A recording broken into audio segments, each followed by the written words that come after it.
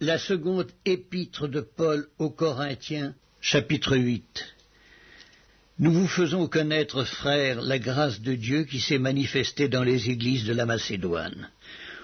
Au milieu de beaucoup de tribulations qui les ont éprouvées, leur joie débordante et leur pauvreté profonde ont produit avec abondance de riches libéralités de leur part.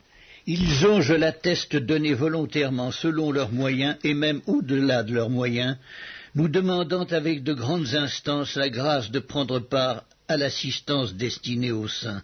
Et non seulement ils ont contribué comme nous l'espérions, mais ils se sont d'abord donnés eux-mêmes au Seigneur, puis à nous par la volonté de Dieu. Nous avons donc engagé Tite à achever chez vous cette œuvre de bienfaisance comme il l'avait commencée. De même que vous excellez en toutes choses, en foi, en parole, en connaissance, en zèle à tous égards et dans votre amour pour nous, faites en sorte d'exceller aussi dans cette œuvre de bienfaisance. Je ne dis pas cela pour donner un ordre, mais pour éprouver, par le zèle des autres, la sincérité de votre charité. Car vous connaissez la grâce de notre Seigneur Jésus-Christ, qui pour vous s'est fait pauvre, de riche qu'il était, afin que par sa pauvreté vous fussiez enrichis.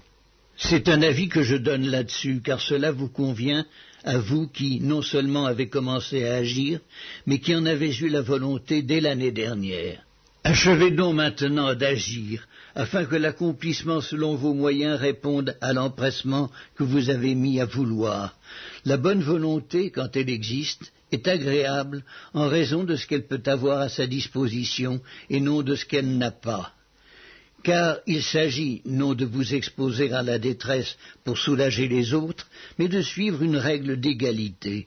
Dans la circonstance présente, votre superflu pourvoira à leurs besoins, afin que leur superflu pourvoie pareillement au vôtre, en sorte qu'il y ait égalité, selon qu'il est écrit, « Celui qui avait ramassé beaucoup n'avait rien de trop, et celui qui avait ramassé peu n'en manquait pas. » Grâce soit rendue à Dieu de ce qu'il a mis dans le cœur de Tite le même empressement pour vous, car il a accueilli notre demande et c'est avec un nouveau zèle et de son plein gré qu'il part pour aller chez vous.